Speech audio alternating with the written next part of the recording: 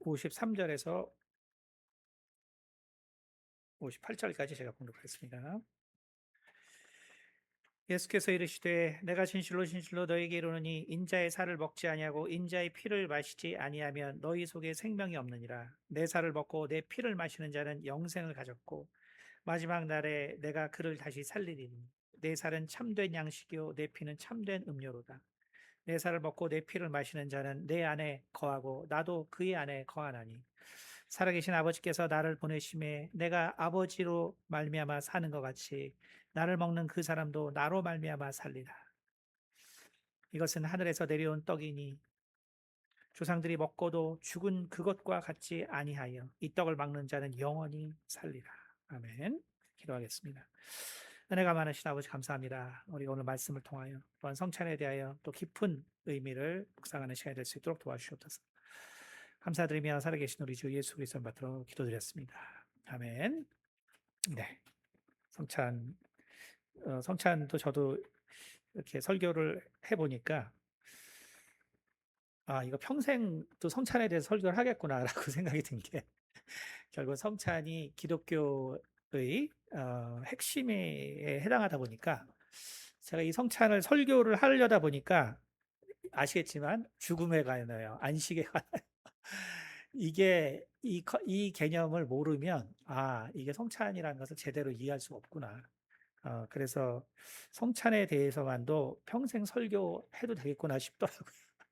그만큼 성찬이라는 것은 우리 신앙의 이제 핵심이기 때문에 오늘 말씀은 어 사실 이 요한의 이제 천재성이 발휘가 되는데 어 그러니까 참 오늘 우리 상준 안수집사님도 물론 예전부터 뭐 재능이 너무 그 말씀과 이게 뛰어나서 또 말씀도 좋아하시잖아요. 그래서 저 초반에 뭐 얼마 안 됐는데 계속 붙들고 저하고 얘기를 하시더라고요. 그래 가지고 진짜 많은 얘기를 했는데 근데 말이 많은 사람이 있고 우리가 살아보면 말이 많은 사람이 있고 깊이가 있는 사람이 있죠. 근데 황준 안수사님이 얘기를 계속 뭐 어떨 때는 뭐 아시겠죠. 뭐 1시간도 더 붙들고 계시잖아요. 끊임없이 말씀하시고. 근데 제가 이분은 엄청 깊이가 있구나. 그래서 제가 저의 이제 후계자로 사실은 예전에 한번 낙점을 했었습니다. 이분이 신학교를 가서 뭔가 목사가 될 사람이다. 그러니까 이제 그 정도로 깊이가 이제 있으신데, 그러니까 결국 오늘 이 같은 어휘죠. 우리가 항상 듣던 어휘인데 이 어휘를 잘 배열을 하니까 미래를 바라보는 건축을 정말 그 미래로 가야 되는 건축의 모양 이런 거를 하신 것처럼 요한은 언어의 마법사예요. 요한이라는 사람은 사도 요한은 언어의 마법사. 뭐 제가 항상 정말 천재 중에 천재라고 하지만 어, 우리가 이제 요한이 왜 천재라는 걸 못 느끼냐면 이게 번역을 해서 그런 거예요.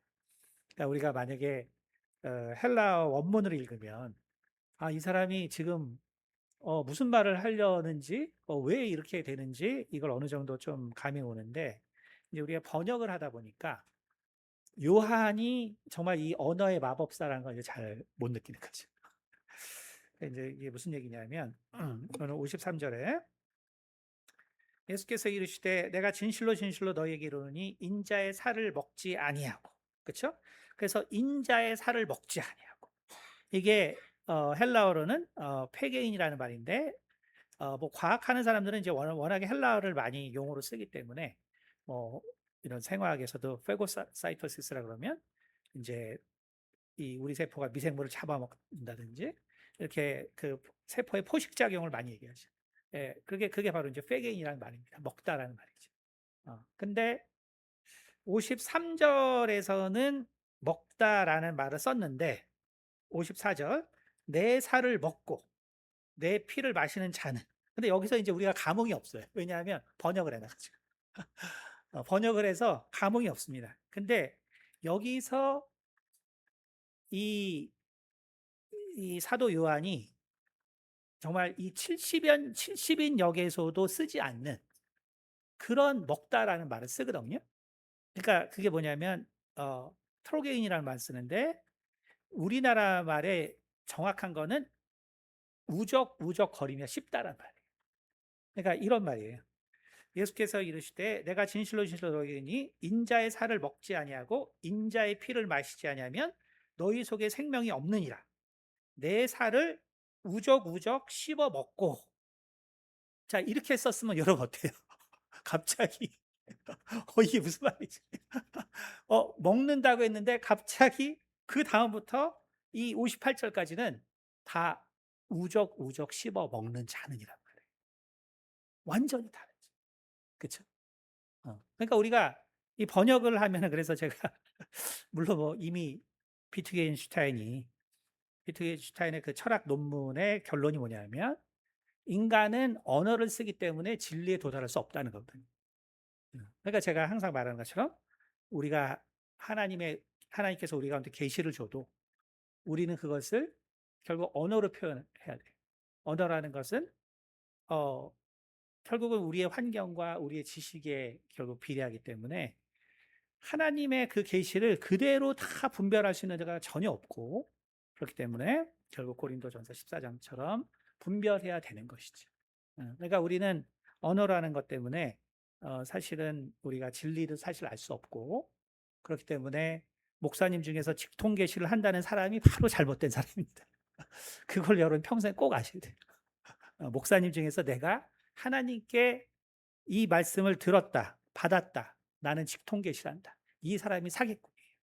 그걸 아주 분명히 알아요. 우리가 그것을 모르면 우리 완전히 다른 길로 갈 수밖에 없는 것이죠.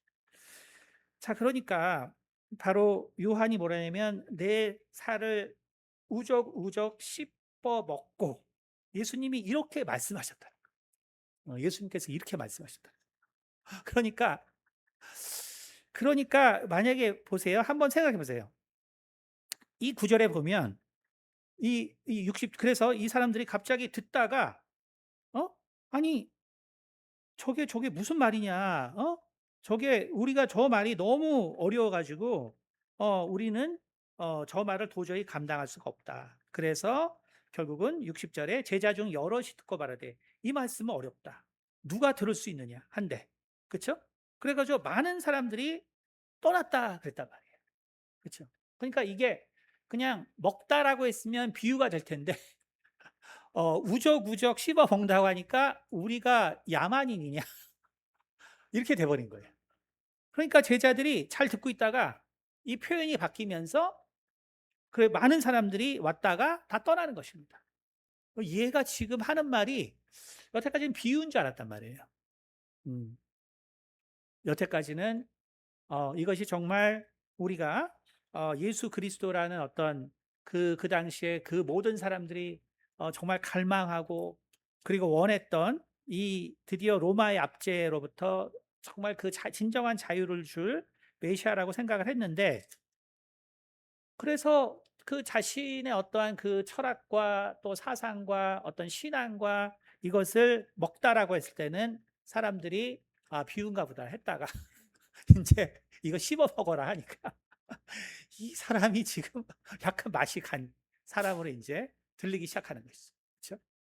하지만 요한이 이렇게 말한 것은 결국은 예수 그리스도께서 우리 가운데 오신 것은 더 이상 비유를 위해서가 아니라는 것을 얘기하기 위한 거예요. 예수님께서 우리 가운데 오신 것은 더 이상 비유를 위한 게 아니에요. 그러니까 우리가 얼마나 이 세상에 좋은 정말 격언도 있고 우리가 속담도 있고 많은 걸 우리가 듣잖아요. 그렇죠? 그러니까 그 많은 거를 들었는데 왜 또 교회 와서 또 비유로 들으려고 하는가? 그러니까 저는 뭐 불교도 하고 뭐 유교도 공부하고 많이 공부했기 때문에 더 이상 그 비유에 이제 진절머리가 난 사람이에요. 더 이상 비유에 진절머리가. 그것이 아니라 우리가 정말 어떤 초월적인 존재가 있으면 우리가 정말 그 존재를 만나기 위해서 여기 온 거지 우리가 또 비유를 들으려고 온 것이 아니라는 거예요. 그러니까 결국 사도 요한이 정말 세례 요한을 쫓아서 그렇게 다니다가 결국 예수 그리스도에게 그 모든 인생을 건 거는, 그것은 더 이상 세례 요한처럼 비유로 말하는 것이 아니라 예수님께서는 우리가 도저히 요한이 상상하지 못하는 것들을 경험하게 해 주셨고, 그렇기 때문에 그 경험도 너희도 해야 된다는 거예요. 너희도 반드시 그 경험을 해야 된다는 거예요. 그러니까 사실 예수님이 여기서 정말 씹어 먹었다는 표현을 썼는지 안 썼는지는 아무도 모릅니다. 왜냐하면 공관복음서에 없거든요. 공관복음서에 없기 때문에 진짜로 예수님이 이런 말을 했는지 뭐 공관복음에 하나도 안 나오죠. 아무도 모르죠. 제가 그래서 항상 말하는 것처럼 요한의 그 놀라운 기억력, 그러니까 그의 천재적인 기억력이거나 혹은 요한이 경험한 그 강력한 경험을 우리에게 언어의 마법으로 정말 표현을 한 거예요. 예수님은 그냥 비유로서 자신을 먹으라고 한 것이 아니라 정말 이것은 실체적인 것이라고 얘기를 한 거예요. 실체적인 것이다. 그러니까 우리가 요한복음 5장에 예수님께서 이제 어 이제 우리가 그 6장에 이제 바로 앞에 보면 이제 이 얘기가 나오죠. 6장 29절에 예수께서 대답하여 이르시되 하나님께서 보내신 이를 믿는 것이 하나님의 일이니라 하시니, 그들이 묻되 그러면 우리가 보고 당신을 믿도록 행하시는 표적이 무엇이니까, 하시는 일이 무엇이니까? 기록된 바 하늘에서 그들에게 떡을 주어 먹게 하였다함과 같이 우리 조상들은 광야에서 만나를 먹었나이다. 자, 그런데 뭐냐면 예수께서 여기서 분노한단 말이에요. 그래서 분노한단 말이에요. 그리고 그걸 뭐라 하시면 예수께서 이르시되 내가 진실로 진실로 너희에게 이르노니 모세가 너희에게 하늘로부터 떡을 준 것이 아니라 내 아버지께서 너희에게 하늘로부터 참떡을 주시나니. 그러니까 분노했단 말이에요. 그러니까 이게 무슨 얘기냐면 지금 이 사람들은 당신이 하는 걸 보니까 당신은 메시아입니다. 그래서 우리는 정말 당신을 믿고 싶은데 당신이 많은 이적을 이렇게 했기 때문에 우리는 메시아인 걸 압니다. 그러니까 당신이 정말 한 번 더 당신이 우리 가운데 메시아라는 그 증거의 표적을 보여주십시오라고 지금 간청을 한 거거든요. 얘네들은 지금 예수에게 트집 잡는 것이 아니라 지금 와서 우리는 이제 너에게 올인하겠다. 그러니까 이제 이 표적을 좀 보여달라. 라고 얘기했단 말이에요. 얘기를 했는데 근데 예수님은 여기서 분노한 것이죠. 분노한 거예요. 그렇죠?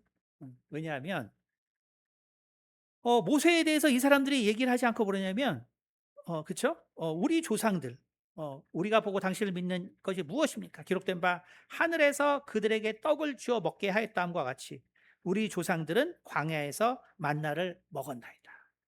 그러니까 예수님이 분노한 일은 뭐냐면 유대인들은 이 광야에서 만나를 주신 이 사건을 단지 메시아를 구분하기 위한 하나의 방법과 수단으로 이해를 하고 있다는 거예요.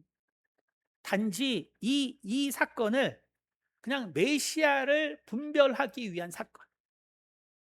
근데 이게 무슨 얘기냐면 홍해를 건넜고 광야에서 만나를 먹었으면 그러면 그것이 비록 더 이상 경험되지 않더라도 그렇죠? 우리가 우리가 홍해를 한번 건넜습니다. 여러분 한번 건넜다고 생각을 해보세요. 그러면 그 다음에 혹한이 찾아오고 그 다음에 정말 한파가 그 다음에 혹염이 찾아와도 여러분이 나 이제 이 날씨가 이런 거 보니까 나 더 이상 못 믿겠는데 이럴 사람이 어디 있냐고 여기서 내가 여러분이 홍해를 갈리는 걸 보고 건너왔으면 여러분 중에 누가 혹한과 혹염이 왔다고 내가 하나님이 나에게 관심이 없나 보다 라는 사람이 어디 있겠어요. 그렇죠? 그러니까 만나를 그렇게 먹었으면 다시 그것이 안 내릴지라도 그 하나님과의 경험을 잊을 사람이 어디 있겠어요. 그거는 도저히 그렇게 되는 것이 아니지. 그렇죠? 그러나 결국은 이 말은 뭐냐면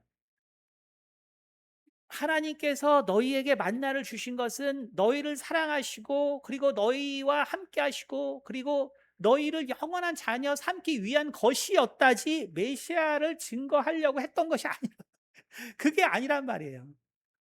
근데 그 모든 그 핵심은 다 까먹고 이적을 보여줄 것이 무엇이 있습니까? 나도 올인하고 싶은데, 그러면 이런 사람들에게는 결국 매번 이적만 보여줘야 되는 거죠.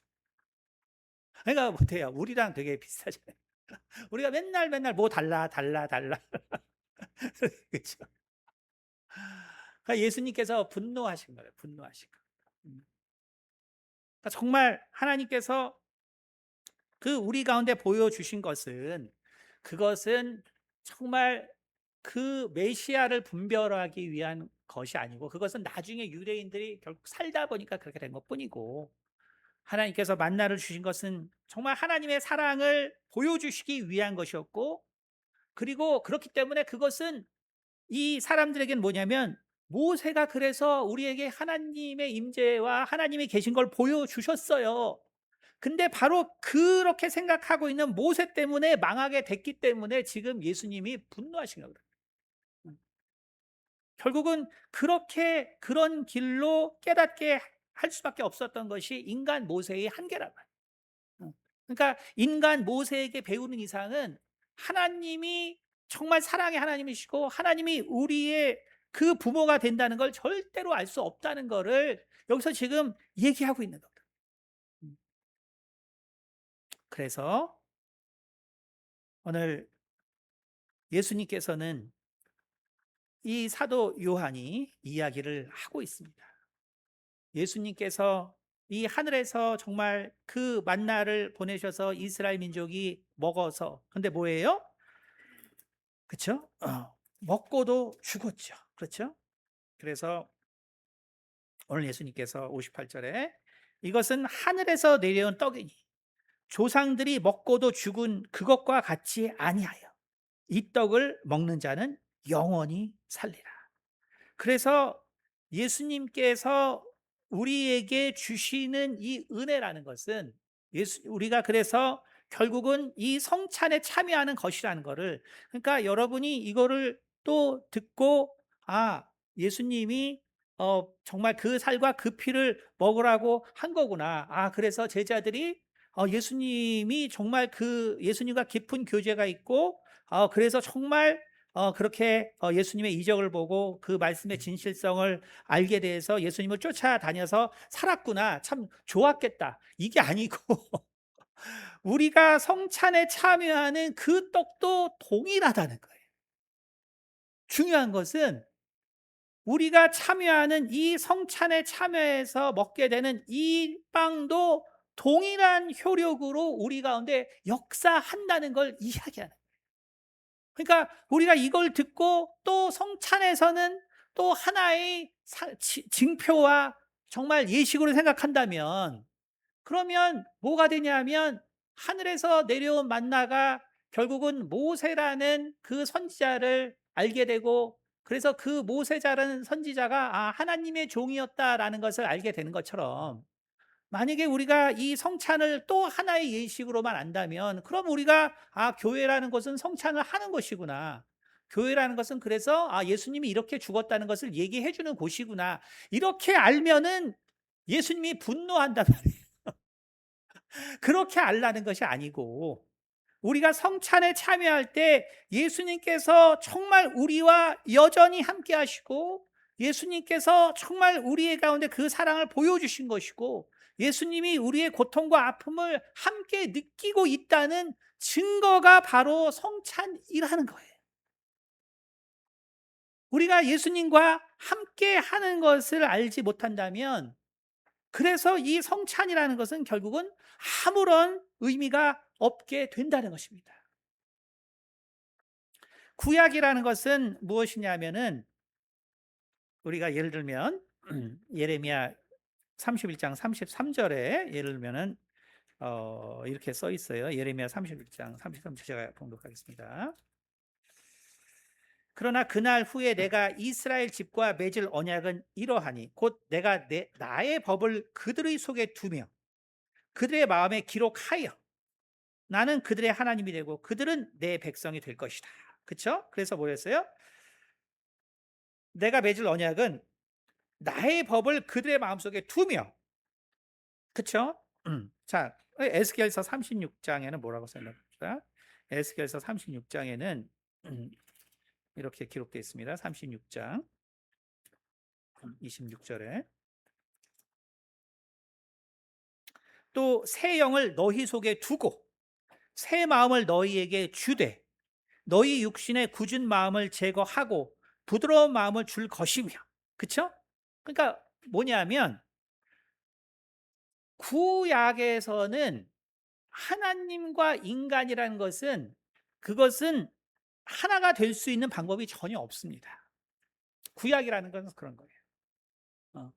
그러니까 전능하신 하나님, 그리고 이 모든 것을 정말 창조하신 하나님, 그 하나님과 인간이 함께 할 수 있는 법은 없어요. 왜냐하면 하나님은 홀로 유일하시고 홀로 전능하시고 그리고 모든 것이 근원이 되시기 때문에 인간이라는 존재가 하나님과 할 수 있는 방법이 없어요. 그것이 구약입니다. 그것이 율법이에요.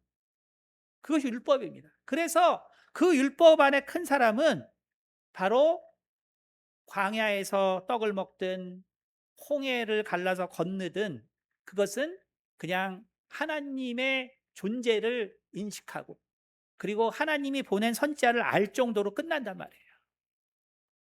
그러나 예수님은 그런 분이 아니라 요한복음 15장 4절 보겠습니다. 요한복음 15장 4절. 요한복음 15장 4절에 내 안에 거하라 나도 너희 안에 거하리라. 가지가 포도나무에 붙어 있지 아니하면 스스로 열매를 맺을 수 없음 같이 너희도 내 안에 있지 아니하면 그러하리라. 내 안에 거하라. 그러니까 이런 표현들이 유대인들에게는 아주 부담스러운 거란 말이에요. 전능하신 하나님과 함께 한다는 것 자체가 불경이란 말이죠. 그러니까 그 절대적인 그 하나님과 우리가 하나가 되는 것 자체가 불경이에요. 그러니까 하나님이 그 법을 우리 마음에는 두고 그 영을 우리 마음 가운데 둘 수 있지만 내가 하나님 안에 들어가는 것은 불가능하단 말이에요. 근데 사도 요한은 바로 내 살을 정말 우적우적 씹어 먹으라는 그 표현을 통해서 정말 예수님께서 그래서 그가 하나님의 아들로 오신 것은 더 이상의 비유를 말하려는 것이 아니라 이제는 정말 나와 분명한 경험을 하기 위해서라는 거예요. 우리 유하성 집사님이 이 교회를 제가 말했잖아요. 우리 아들이 뭐죠? 5년 전인가 여기 지나가다가 아빠 여기 꼭 할로윈 같아. 제가 왠지 저는 교회에 관심이 없거든요. 그러니까 저는 이 외형에 저 알겠지만 저는 이 외형에 관심이 없는 사람이에요. 제가 예전에 4년 전인가 요거 오늘 시간 4년 전에 제가 저기 설교를 한번 했었는데 제가 대학 86 학번입니다. 여기 지금 이영종 목사님 비슷한 경험 할지 모르겠는데 와 제가 뭐 어디 뭐 집에서 뭐 대접을 받았으니까 속옷은 다 그냥 뭐 진짜 낡아 빠진 또 몸도 잘 씻지 않고 근데 신입생 오리엔테이션이라고 해서 딱 갔더니 다 옷을 벗으라는 거예요. 남자 여자가 다 있습니다. 4,000명이나 되는 다 옷을 벗으래요. 그러니까 속옷만 입고 신체 검사를 했습니다. 남자 여자 5개 있어요. 그 이영조 목사님 때 그랬나요? 와 그때 그 충격을 생각하면 그러니까 여러분 상상을 못하죠. 저도 아무 생각 없이 갔죠. 갑자기 옷을 벗으래. 근데 저는 이게 다 낡아 빠진 옷에 와 목욕도 잘 안 하는데 그 당혹스러움과 정말 그걸 생각하면 와 정말 황당한 거죠. 응? 그러니 제가 이 얘기하다가 설교를 까먹었네.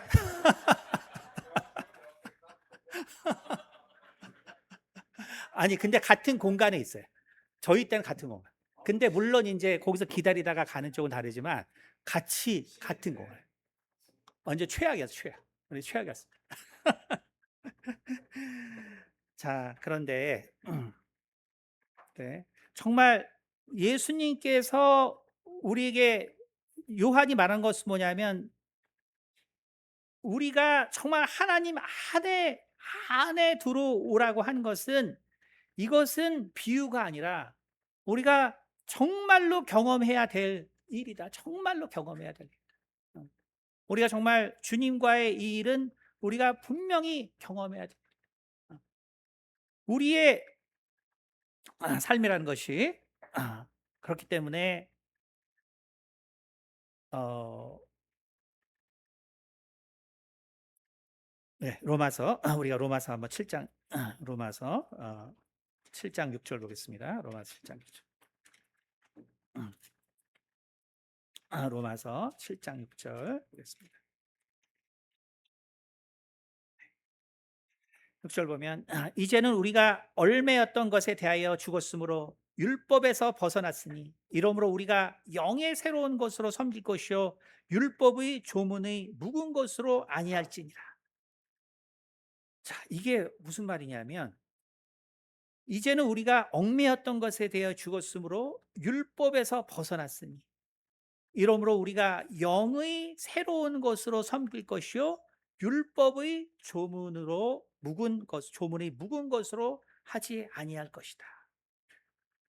예수님께서 우리 가운데 보여주신 것은 그렇기 때문에 구약에서는 하나님께서 정말 우리 안에 들어온다는 것 자체가 그것이 신성 모독이란 말이에요. 그런데 예수님께서는 우리에게 뭐라 하냐면은 본인에게 들어오라고 말했어요. 본인에게 들어오라. 내 안에 정말 너희가 거하라라고 얘기했습니다. 왜 거하라고 했냐면은 이것은 비유가 아니라 우리가 경험하고 우리가 체험할 수 있는 부분들이기 때문에 그래요. 우리가 경험하고 우리가 체험할 수 있는 부분. 그런데 이것을 오늘 바울은 뭐라 하냐면 이 7장 7절에 6절로 이걸 표현하고 있는데 하나님 안에 거하라는 것은 사도 바울과 사도 요한 공히 가장 중요한 그래서 예수님을 통해서 깨달은 가장 중요한 내용으로 다루고 있습니다. 그래서 로마서 8장 1절에는 이제 그리스도 안에 있는 자는 결코 정죄함이 없다라고 말했고 그리고 이제 고린도후서 5장 17절에는 그리스도 안에서 우리는 새로운 피조물이 되었다라고 얘기하는데 이런 표현이 사도 바울에게만 170여 표현이 있습니다. 그리고 요한은 요한복음에서 그 오늘 우리 올해의 표현인데 이 하나님과 함께 되는 이 과정이 우리 올해 표현잖아요. 바로 사도 요한이 말하는 것이 예수님과 함께함으로 우리가 하나님과 완전히 하나가 될 수 있다는 사실이고 그리고 그것은 매우 실체적이고 매우 구체적이라는 것을 우리에게 계속적으로 이야기하는 것입니다. 그런데 이것을 사도 요한은 올해 표처럼 직접적으로 이제 이야기를 한 것이고 바울은 약간 다른 표현을 썼어요. 그런데 이게 무슨 말인가 봅시다. 이제는 우리가 얽매였던 것에 대하여 죽었으므로 율법에서 벗어났으니 그렇죠? 그럼 한번 생각해 봅시다. 율법이라는 것 다시 말하면은 우리가 오늘날 시대에는 유대인들처럼 율법을 느끼지 못하죠. 이 얘기는 무슨 얘기냐면은 어, 하나님께서 유대인들은 그 직접적인 통치를 하셨기 때문에 하나님의 말씀에 어긋날 때 그때 재앙이 닥친단 말이에요. 기근도 오고 전쟁도 있고 땅도 갈라지고 막 이런 일이 있죠. 그러니까 그것이 뭐냐면 그것이 그래서 우리가 이거 잘못하면 우리가 또 이런 징계를 받는구나. 그렇죠? 그러니까 하나님에 대한 그 깊은 이해가 불가능한 거예요. 근데 이것을 바울이 뭐랬냐면 율법의 조문이라 그랬어요. 율법의 조문. 율법의 조문. 근데 율법의 조문이라는 건 뭐냐면 그냥 글자란 소리거든요. 글자. 근데 글자란 소리면서 또 무슨 말이냐면은 결국 글자라는 것에 어떤 의미가 매우 구체적으로 주어지는 경우를 우리가 코드라 그러죠. 코드. 그렇죠? 그러니까 우리가 코딩이라는 말이 있는 것처럼 코딩이라는 것은 우리가 원하는 뭔가를 이 언어를 배열을 쭉 해주면은 그러면은 컴퓨터가 알아서 그 결과를 내준단 말이에요. 그게 이제 코드죠. 그러니까 바로 율법이라는 것은 뭐냐면 하나님의 소프트웨어 같은 거예요. 하나님의 소프트웨어. 그러니까 우리가 컴퓨터 하는 자들이 이 코딩을 쭉 하면은 결국 그 원하는 것이 딱 나올 수밖에 없는 것처럼 율법이라는 것은 하나님이 우리의 삶을 코딩하신 거예요. 코딩. 그러니까 우리가 그렇게 살면 그러면 내가 다시는 우리가 애굽의 노예로 있지 아니하고 그리고 우리가 다시는 정말 누구의 종으로 있지 아니하고 하나님과 살 수 있는 펑션이죠. 그러니까 기능이란 함수란 말이에요. 그러니까 율법이라는 것은 그래서 우리가 뭐 어렵게 생각할 수 있지만 오늘날 개념으로는 코딩이란 말이에요. 코딩. 하나님이 우리가 정말 하나님과 교류하면서 살 수 있도록 그 코딩을 해 놓으실 거란 말이에요. 코딩. 음. 근데 그 코딩이라는 것을 코딩한 사람은 알죠. 여러분 여기 뭐 과학하는 사람은 우리가 흔히 그 유저라 그러잖아요. 그러니까 우리 대부분 유저죠. 그렇죠? 내가 개발자가 아니기 때문에. 유저들은 뭐예요? 유저들은 하고 뭐 결과가 이상하면 아이씨 이거 어떻게 해? 아이씨 모르겠네. 끝이란 말이에요. 그러니까 율법이라는 것이 마치 그런 거예요. 율법이라는 것이 하나님이 짜놓은 거기 때문에 우리가 뭔가를 했는데 뭔가 잘못돼서 결과가 이상해지면 우리는 거기서 이거 잘못했으니까 내가 더 잘해야겠다. 이런 생각이 안 들어요. 그래서 여러분이 복잡한 프로그램을 사용하는 사람일수록 뭐가 안 되면 내가 이거 잘못했구나 해서 이게 임프루브 되는 게 아니라 아씨 이거 왜 이렇게 어려워. 갈수록 이제 어렵다 이렇게 돼버리는데 유대인의 어떤 것이 엄청 비슷한 거예요. 그러니까 뭔가를 잘해보려고 하는데 이거 한번 틀리고 저거 한번 틀리고 하니까 나중에 주눅 들어서 이것이 어떻게 해야 되지? 이게 마치 율법이라는 거예요. 율법. 그래서 뭐라 그러냐면 바로 우리가 영의 새로운 것으로 한다는 거예요. 우리가 영의 새로운 것으로 한다. 영의 새로. 영의 새로운 것이라는 것은 바로 사도 바울의 표현은 너희가 이제 예수 그리스도 안에 들어가고 그래서 우리가 하나님과 함께 거하게 되었다는. 그러면 뭐냐면 우리가 하나님과 함께 되었다는 것은 뭐냐면 하나님에게는 방법이 있다는 소리예요. 나에게는 없어요. 자, 그래서 제가 4년 전에 설교를 했는데 세례에 대해서 자, 베드로전서 3장 보겠습니다. 베드로전서 3장. 이걸 또 끊었다 하긴 좀 그러니까 우리 베드로전서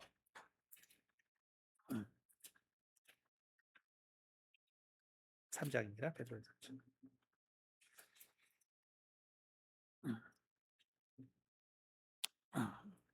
20절부터 22절까지 봉독했습니다.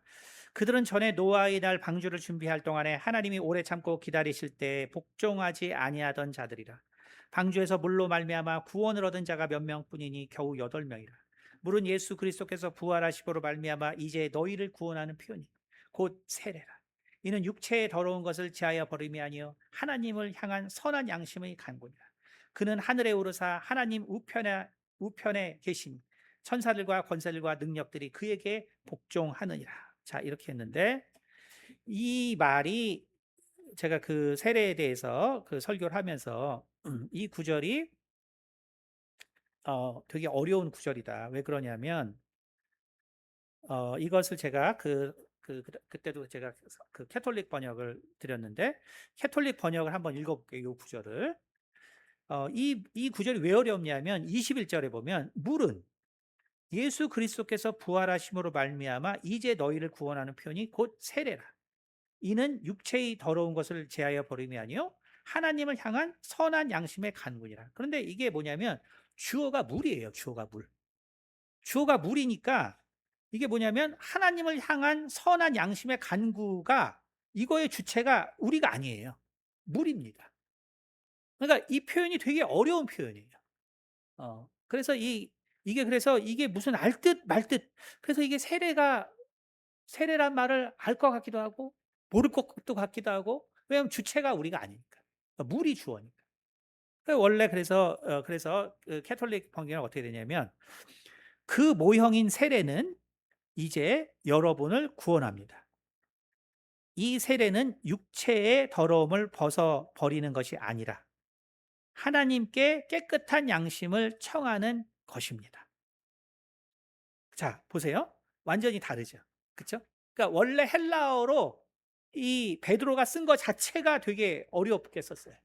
그러니까 베드로가 물을 주어로 썼는데 결국 우리가 오늘 계속하는 것처럼 우리가 이 성찬을 제가 아무리 설교해도 그 백그라운드를 모르면 아무리 설교해도 무슨 말이 결국 모르게 되는 것처럼 베드로는 이거를 다 아니까 물을 주어로 썼는데 우리는 이거를 물을 주어로 하니까 이게 뒤에 가면 하나님에게 선한 양심을 간구하는 게 물이거든요. 그러니까 이게 무슨 말이 되게 어려운 말이 돼버리는 거죠. 그렇죠?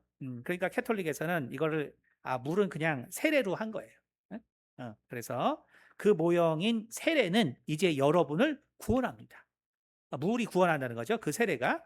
근데 어떻게 구하냐? 이 세례는 육체의 더러움을 씻어버리는 것이 아니라, 그렇죠? 물이라는 것은 원래 몸을 씻기 위한 거잖아요. 근데 그 목적이 아닌 영적인 목적이 있다. 근데 그 목적은 뭐냐면 하나님께 깨끗한 양심을 청하는 것입니다. 깨끗한 양심을 청하는 것입니다. 자, 그러면 세례가 뭐예요? 물이 그러니까 뭐예요? 물을 세례로 바꾼 것이고, 그리고 그 세례가 뭐예요? 깨끗한 양심을 청하는 것입니다. 이렇게 된 거예요. 그러면 여러분 이게 무슨 말입니까? 우리가 세례 받았습니다. 세례 받았으면 구원이 된다고 하는데, 근데 우리가 어때요? 다 똑같잖아요. 내가 변화된 거, 저도 생각해보면 40년 동안 신앙생활에서 실은 1%만 변한 것 같아요. 1%. 옛날이나 지금이나 실제로 변한 건 한 1%만 변한. 그러니까 뭐냐면 내가 세례 받았어도 이게 양심을 깨끗한 양심을 뭐 잘못 청했나? 왜 나는 여전히 안 변하지? 그럼 나는 이제 구원이 됐나? 뭐 이제 이런 식의 생각이 되는 거잖아요. 그렇죠? 그러니까 결국 캐톨릭의 해석은 뭐냐면 이 세례는, 그래서 세례를 받음으로 우리가 항상 하나님께 깨끗한 양심을 청할 수 있습니다. 그렇죠? 그러면 캐톨릭의 핵심은 뭐냐면 예수 그리스도를 통한 한 번의 구원이 아니기 때문에, 그렇기 때문에 이 캐톨릭적 설명이에요, 이거는. 그래서 선한 양심을 청하면, 그러면 매주 미사를 드리기 때문에 결국은 우리가 매주 미사를 드릴 수 있는 믿음에 우리가 들어와서, 그래서 그 세례가 결국 우리를 구원하게 되는데, 왜 그러냐면 예수 그리스도의 부활이 있기 때문입니다 라고 말하는 거예요.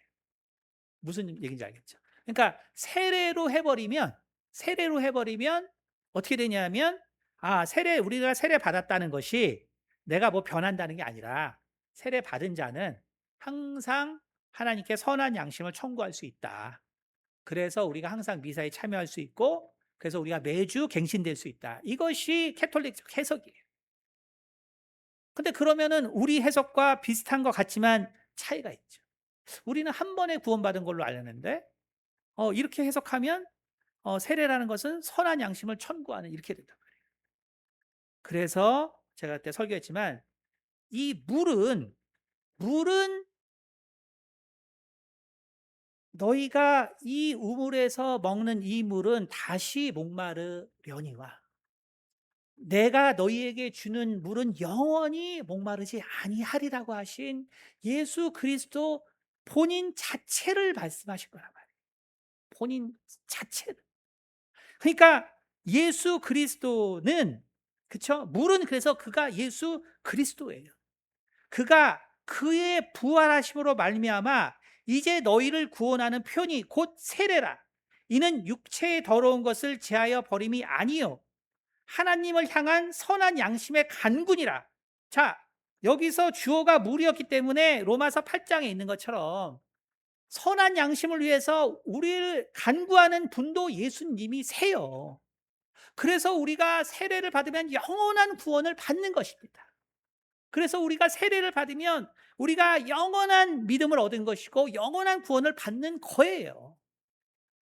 여러분, 우리가 그것을 안다면 정말 한 번의 세례로 우리가 예수 그리스도의 끊임없는 우리를 위한 그 중보의 기도를 안다면, 그러면 예수님이 이제 세례와 성찬 두 가지만 명하시고 모든 걸 폐했는데, 여러분, 성찬에서는 어떠한 하나님의 사랑이 우리 가운데 임할 거를 생각하시고 성찬에 참여하시는 것이 여러분의 인생을 새롭게 만드는 길입니다. 여러분, 제가 아무리 뭘 얘기해봤자 여러분이 깨닫지 못하잖아요.